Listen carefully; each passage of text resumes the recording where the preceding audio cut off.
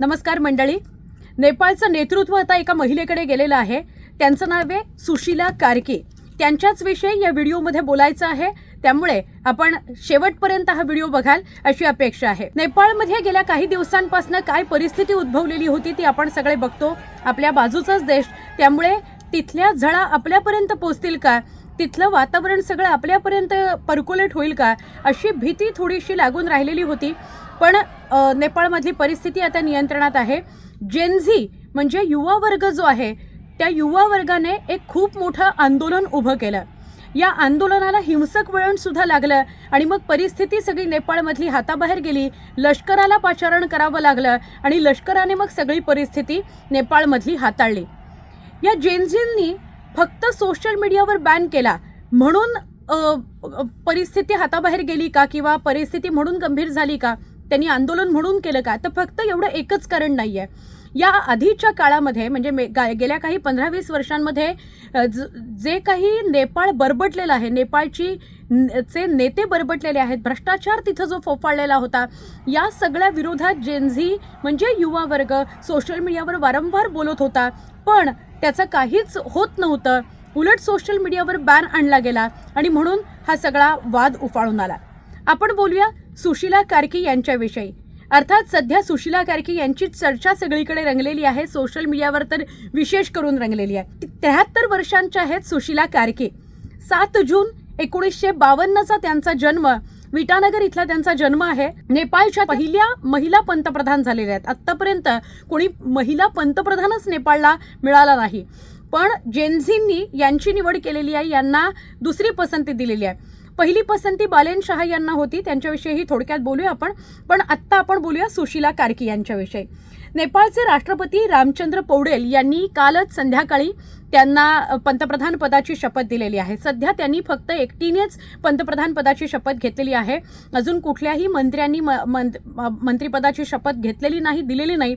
सध्या तरी सगळा कारभार या फक्त कार्कीच बघणार आहेत असं समोर येत आहे. नेपाळच्या सर्वोच्च न्यायालयाच्या त्या पहिल्या महिला मुख्य न्यायाधीश राहिलेले आहेत आणि त्यामुळे सगळ्या जेनझींचं लक्ष त्यांच्याकडे लागलेलं होतं की त्याच पंतप्रधान होतील. म्हणजे त्यांची आधी मनधरणी करावी लागली, लष्कराने त्यांची मनधरणी केली. त्यानंतर लष्कर, जेनझींचे काही पदाधिकारी आणि कार्की यांच्या अनेक बैठका झाल्या आणि त्यानंतर हा निर्णय घेण्यात आला की हो, कार्की या पंतप्रधान पद स्वीकारतील आणि कार्यभार स्वीकारतील. बघा, त्यांची सेकंड इनिंग ही कितव्या साली सुरू झाली? त्यांची सेकंड इनिंग 73व्या वर्षी सुरू झालेली आहे आणि ही सेकंड इनिंग थोडी छोटी मोठी नाही आहे. तर त्यांना नेपाळचं पंतप्रधान पद मिळालेलं आहे, त्यामुळे त्यांच्यावर किती मोठी जबाबदारी बघा.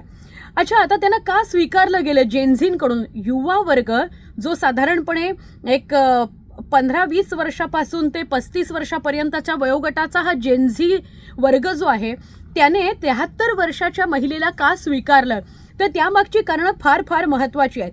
त्याच्या आधी आपण थोडंसं त्यांचं शिक्षण काय झालंय याच्याविषयी थोडंसं जाणून घेऊया. तर त्या बनारस हिंदू विद्यापीठामधून राज्यशास्त्राची पदवी घेऊन त्यांचं शिक्षण झालं BAचं. त्यानंतर त्रिभुवन विद्यापीठामधून त्यांनी कायद्याचं शिक्षण घेतलं, म्हणजे सगळ्यात आधी त्यांनी LLB केलं आणि नंतर महेंद्र मोरंग कॅम्पसमधून त्यांनी LLM केलेलं आहे. मग त्या 2008 मध्ये सर्वोच्च न्यायालयात न्यायाधीश म्हणून आधी जॉईन झाल्या आणि नंतर 2010 मध्ये त्या कायम झालेल्या आहेत तिथे न्यायाधीश म्हणून. 2015 ते 2017चा जो काळ होता तो त्यांच्यासाठी फार महत्त्वाचा होता, कारण तेव्हा त्या सर्वोच्च न्यायालयामध्ये मुख्य न्यायाधीश म्हणून कार्यरत होत्या आणि त्याच कालावधीमध्ये त्या अनेकदा गैरकारभाराविरोधात ठामपणे भूमिका घेणाऱ्या न्यायाधीश म्हणूनच काम करणाऱ्या अशा प्रसिद्ध होत्या. जेनझींमध्ये म्हणजे युवा वर्गामध्ये त्यांचं विशेष कौतुक केलं जायचं, सोशल मीडियावरही त्यांच्याविषयी लिहिलं जायचं, कारण त्यांनी भ्रष्टाचार विरोधातली भूमिका ठामपणे घेण्याचं सामर्थ्य दाखवलेलं होतं. मुख्य न्यायाधीश असताना त्या काळात सुद्धा त्यांनी ते काम केलं. याचा फटका सुद्धा त्यांना बसला.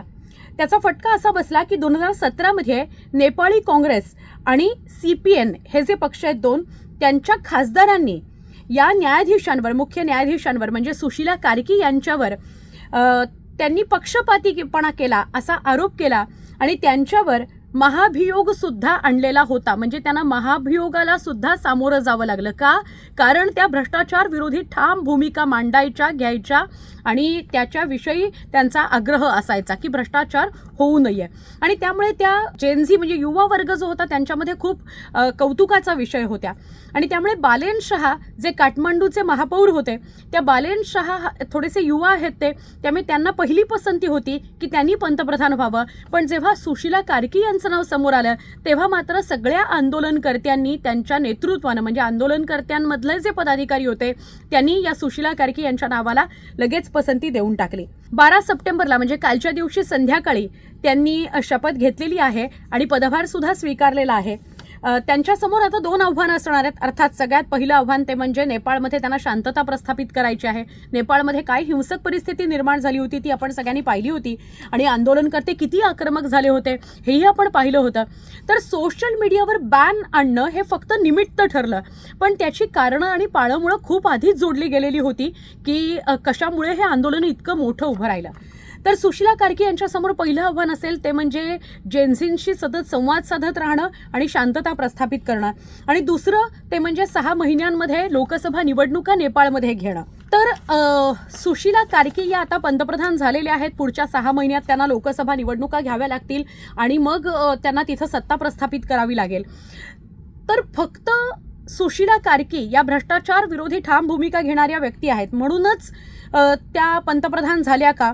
कारण जसं मी म्हटलं की लष्कर प्रमुख असतील, जेनझीनमधले काही कार्यकर्ते असतील, सुशीला कार्की असतील, या सगळ्यांनी मिळून हा निर्णय घेतला आणि सुशीला कार्की मान्य झाल्या. बालेन शहा पण त्या बैठकांमध्ये असायचे, 2-4 वेळा बैठका झाल्या आणि मग निश्चिती झाली की सुशीला कार्की पंतप्रधान पद स्वीकारतील. तसं त्यांनी काल स्वीकारलं. फक्त तेवढं कारण नाहीये की त्या जेनझींना आवडल्या. जेनझींनी काही म्हणजे युवा वर्गानी, आंदोलकांनी काही मागण्या त्यांच्यासमोर ठेवलेल्या होत्या ज्या सुशीला कार्कींनी मान्य केल्या आणि म्हणून सुशीला कार्की या पंतप्रधानपदी विराजमान झालेल्या आहेत. तर त्या मागण्या काय होत्या युवा वर्गाच्या ज्या सुशीला कार्कींनी मान्य केल्या त्यावरही नजर टाकावी लागेल. आणि हा जो युवा वर्ग आहे जो आंदोलनात उतरला, हिंसक वळण त्या आंदोलनाला लागलं, पण त्यांच्या मागण्या काय आहेत आणि त्या किती महत्त्वाच्या आहेत ते आपल्याला बघायला मिळतं. बघा, त्यांनी पहिली मागणी अशी केली होती की सध्याचं जे संसदेचं कामकाज सुरू आहे ते पूर्णपणे स्थगित झालं पाहिजे, बंद झालं पाहिजे आणि तुम्ही या संसदेच्या कामकाजाचं नेतृत्व स्वीकारलं पाहिजे. त्यांनी ही पहिली अट मान्य केली. पहिलं जे संसदेचं कामकाज होतं ते स्थगित केलं आणि आता त्यांच्या नेतृत्वाखाली संसदेचं कामकाज होईल. दुसरी अट जेनझींची होती ती म्हणजे 6 ते 12 महिन्यात पुढच्या लोकसभा निवडणुका घ्याव्यात, म्हणजे सरकार प्रस्थापित करण्यासाठी प्रयत्न करावेत. ते सुद्धा त्यांनी मान्य केलेलं आहे की होय, पुढच्या 6 ते 12 महिन्यामध्ये, 12 महिने लागणारच नाही, 6 महिन्यामध्ये कदाचित लोकसभा निवडणुका नेपाळमध्ये होतील आणि नवं सरकार स्थापन होईल. तिसरी जी अट जेनझींची होती ती होती की नागरिक, लष्कर यांचं प्रतिनिधित्व करणारं सरकार पाहिजे आणि ती सुद्धा अट त्यांनी मान्य केलेली आहे की नागरिक आणि लष्कर यांचं प्रतिनिधित्व करतील सत्ताधारी, असे सत्ताधारी या सरकारमध्ये असतील. त्यामुळे ती तिसरी अट मान्य केली. चौथी अट होती ती म्हणजे आंदोलनकर्त्यांवर जी हिंसा करण्यात आली, आत्ता ज्या आंदोलनादरम्यान जी आंदोलनकर्त्यांवर हिंसा करण्यात आली त्याची न्यायिक आणि निपक्षपणे चौकशी व्हायला हवी. तर ती अट सुद्धा सुशीला कार्की यांनी मान्य केलेली आहे. कारण हिंसक वळण लागलं, गोळीबार झाला, अनेक जण त्यामध्ये दगावली, 50हून अधिक जण दगावलेली आहेत, शेकडो लोक जखमी झालेली आहेत या आंदोलनामध्ये.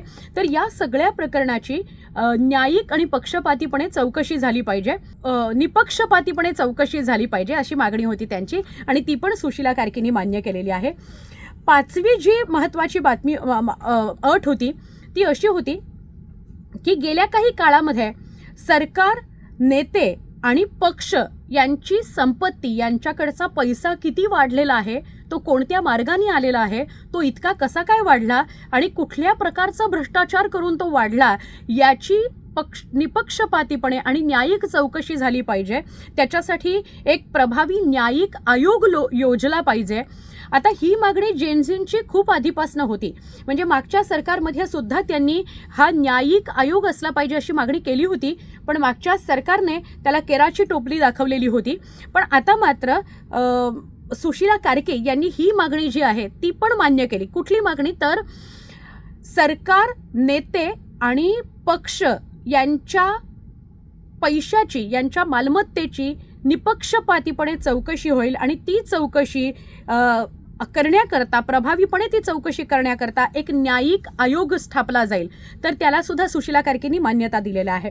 त्यामुळे या सगळ्या ज्या जेनझींच्या मागण्या होत्या त्या मागण्या बैठकीच्या दरम्यान कार्कींपर्यंत पोहोचवण्यात आल्या. कार्कींनी त्या मान्य केल्या आणि त्यानंतर कालच्या संध्याकाळी म्हणजे 12 तारखेच्या संध्याकाळी पंतप्रधान पदाची शपथ सुशीला कार्की यांनी घेतलेली आहे. सुशीला कार्की यांच्याविषयी अजून काही अशीच वेगळी महत्त्वाची उल्लेखनीय अशी माहिती जर तुमच्याकडे असेल त्याविषयी कमेंटमध्ये आम्हाला नक्की लिहून कळवा.